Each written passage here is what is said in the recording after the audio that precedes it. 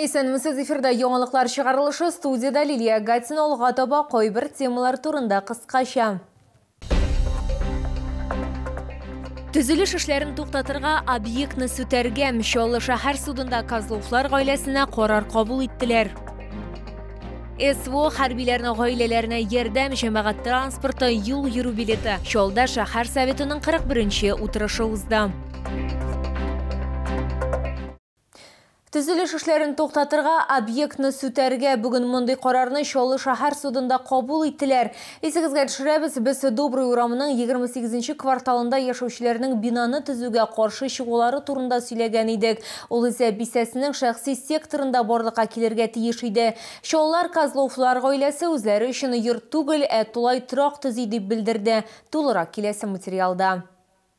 Администрация вәкиле Юлия Крикун 28-нче кварталда бина төзелеше туктатылмаган дип үз сүзендә торды. Төзелә торган объект Лариса Козлова гаиләсенә карый. Эшмәкәр янәсе анда ул һәм аның туганнары яшәячәк дип үз сүзендә торды. Әмма Добрый урамының җирле халкы бу урында тулай торак барлыкка киләчәгенә ышана. Бу йортка ошамаганлыгын Юлия Крикун да фаразлады. Төзелеш майданчыгы узган елның ноябрендә каралган иде. Хотя, еще раз повторяюсь, мы, как и все присутствующие, понимаем, что каких-либо требований законодательство не содержит, как должен выглядеть жилой дом.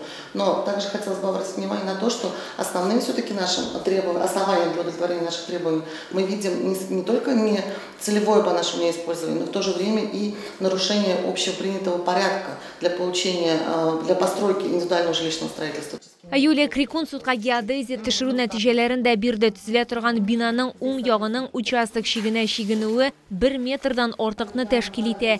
Бу ара кимендә 3 булырга тиеш, башка хокук бузуларда ачыкланган. Не было получено своевременное разрешение, уведомление исполнительного комитета муниципального образования города Набережные, а также в ходе судебного заседания подтверждено, что на объект беспрепятственно имеет доступ неопределенный круг лиц, в результате чего с целью предупреждения причинения вреда в соответствии с статьей 1065 Гражданского кодекса Российской Федерации полагаем целесообразным исковое требование исполнительного комитета муниципального образования города Набережные Челны удовлетворить. Башкарма комитет төзелеш монтаж эшләрен туктату, объектны демонтажлау һәм һәр көн өчен 5000 сум күләмендә суд неустойкасын түләү таләбе белән чыкты. Суд өлеше канәгатьләндерелде. Возложить на Козлова Никита Константиновича обязанность по прекращению строительно-монтажных работ и проведению демонтажа объекта на земельном участке. Взыскивать с Козлова Никиты Константиновича в пользу исполнительного комитета муниципального образования города Набережные Челны неустойку в сумме 1000 рублей за каждый день просрочки исполнения настоящего решения суда с момента вступления его в законную силу. Карар законлы көченә әле кирмәгән, аны югары судта шикаят итәргә мөмкин. Моңа 30 көн вакыт бирелә. Лилия Гатина, Эльмира Гайнетдинова, Кирилл Хабзей, яңалыклар. Башкарма комитетта кадрлар алмашынуы бу хакта бүген аппарат киңәшмәсе барышында шәһәр мэры хәбәр итте.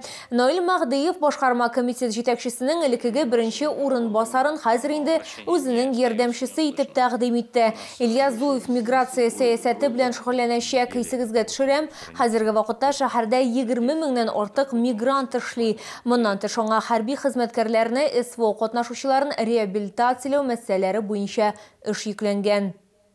И вторая сторона вопроса, она не менее важна, может быть и более важная, когда наши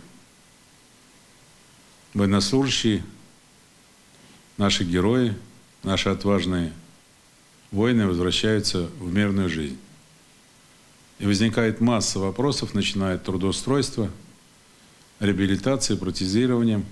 И все этими вопросами нужно заниматься. Должен быть центр ответственности для того, чтобы все федеральные, республиканские и муниципальные органы управления объединить. СВО хәрбиләренең гаиләләренә ярдәм җәмәгать транспорты юл йөрү билеты бу һәм башка темалар бүген шәһәр советының 41-нче утырышында каралды. Доклад белән башкарма комитет җитәкчесе Фәрит Салахов чыгыш ясады. Шәһәр советында безнең төшерү төркемендә эшләде.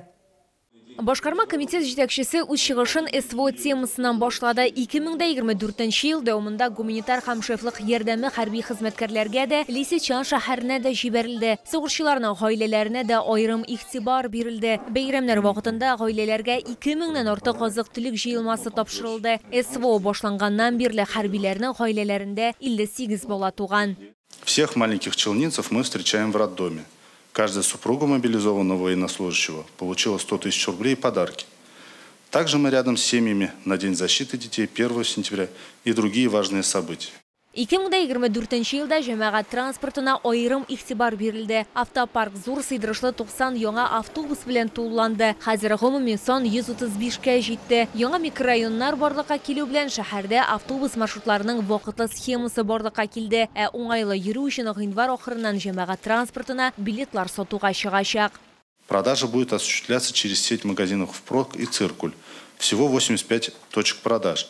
Будет 3 вида проездных. Это классическая пластиковая карта, стик на телефон и брелок. Активными они будут с 1 февраля. Также челнинцы, имеющие карту жителя Акбарсбанка, смогут использовать ее как транспортную карту, подключив ее через приложение, то есть покупка другой карты в данном случае не потребуется. Исегезгә төшерәбез, автошәһәр халкы яңа маршрутларга зарлануын дәвам итә. Дәгъвалар дулкыны депутатларга да барып җитте. Бу хакта бүген Виталий Агапов сөйләде. Из народа, народным избранникам поступает сигналы. Понятно, это переходной момент звучит. Где-то что-то не хватает, где-то что-то не так поставили, маршрут не так сделали. Поэтому хотелось бы услышать дальнейшее развитие этой транспортной инфраструктуры города. Бу теманы шәһәр советы депутаты Татьяна Гурьева да игътибарсыз калдырмады. В апреле начнут ездить пенсионеры. Это еще усугубит ситуацию. Некоторые маршруты убрали. Например, мне пенсионеры говорили, что убрали 12-й маршрут, а люди ездили в сады, огороды в пределах города, на этом маршруте. Поэтому, эту проблему надо решать. Әмма бу әле бөтен проблема да түгел дип ассызыклады шәһәр советы депутаты. Валидатор у нас один, он находится рядом с водителем. В результате люди, выходят, понятно, изо всех дверей и, понятно, без оплаты, поскольку они не могут пробраться. Даже, понятно, кто-то есть недобросовестные люди, а кто-то физически не могут, подойти к валидатору. Шәһәр мөраңлатканча, белгечләр яңа маршрут шелтәренең 3 вариантын тәкъдим иткәннәр. Наил Мәгъдиев сүзләренчә, җәмәгать транспортының тулы канлы эшләве өчен 200 ире габаритлы автобус кирәк. Яңа 135 автобус лизингка алынды. 5 елга еллык түләү 114 миллион сумны тәшкил итә. В данном случае мы сегодня пока работаем по тем маршрутам, которые есть. Появится дополнительно 70 автобусов, появятся новые маршруты, о которых сегодня говорят наши граждане. Наил Мәгъдиев шулай автотранспорт предприятиесенең матди техник базасын булдыруга да финанс кертемнәре кирәклеген искәртте. Лилия Гатина, Сергей Вильданов, яңалыклар. Мотор туй даталары туучылар саны һәм нумеролог киңәше буенча аерылышулар ЗАГС идарәсе эшчәнлеге нәтиҗәләре турында Рәүлә Зарипова сөйләде. Шулай ата-аналары үз балалары өчен нинди исемнәрне өстен күрә, шулай ук ни өчен күпчелек парлар нумерологларга ышана. Бу хакта алдагы минутларда сөйләрбез.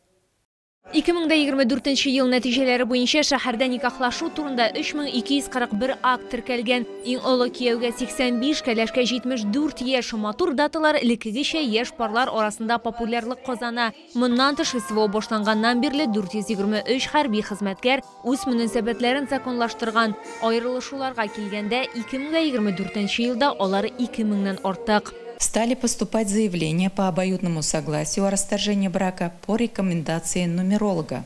Нумеролог советует паре расторгнуть брак и вновь заключить, но уже в определенную дату, которая будет наполнена положительной энергетикой и нести весомый залог счастливой жизни. Гадәттәгечә малайлар кызларга караганда бераз күбрәк туа дип уртаклашты Рәүлә Зарипова. 2024 елда шулда иң популяр исемнәр Софи һәм Әмир булды. Икенче урында Ясмина һәм Тимур, лидерлар өчлеген Әминә һәм Марк йомгаклый. Моннан тыш шәһәрдә үз исемен үзгәртергә теләүчеләр саны 25%-ка арткан. Решили сменить имя. Юлия, например, Юлия на Еву, Ксения на Сюзанну, Иван на Герман, Амир на Раким и другие. Поэтому хотела бы еще раз акцентировать внимание на том, чтобы родители более обдуманно выбирали имя ребенку. Ел сайын тантаналар сарайында халыкара гаилә көнен бәйрәм итү юбилярларны хөрмәтләү, ана капиталына сертификатлар тапшыру, шулай ук 14 яшьлек яшь гражданнарга паспортлар тапшыру кебек күп санлы чаралар үткәрелә. управления ЗАГС стали более активно проводить мероприятия, связанные с чествованием наших юбиляров, с торжественным вручением материнского, семейного капитала. Пожалуй, мы единственный город в Республике Татарстан, где сертификаты на материнский капитал вручаются 100% в торжественной обстановке. Это на самом деле так. Это инициатива управления ЗАГС, сегодня уже социального фонда. 2025 ел Россия президенті тарафынан ватанны саклаучылар елы дип игълан ителде. Демәк, ветераннарга һәм СВОда катнашучы гаиләләргә зур игътибар биреләчәк. Лилия Гатина, Тимур Сафронов, яңалыклар. Бу сезгә җиткерәсе соңгы мәгълүматыбыз иде. Мин Лилия Гатина, сезнең белән сау булашам. Исән-имин булыгыз.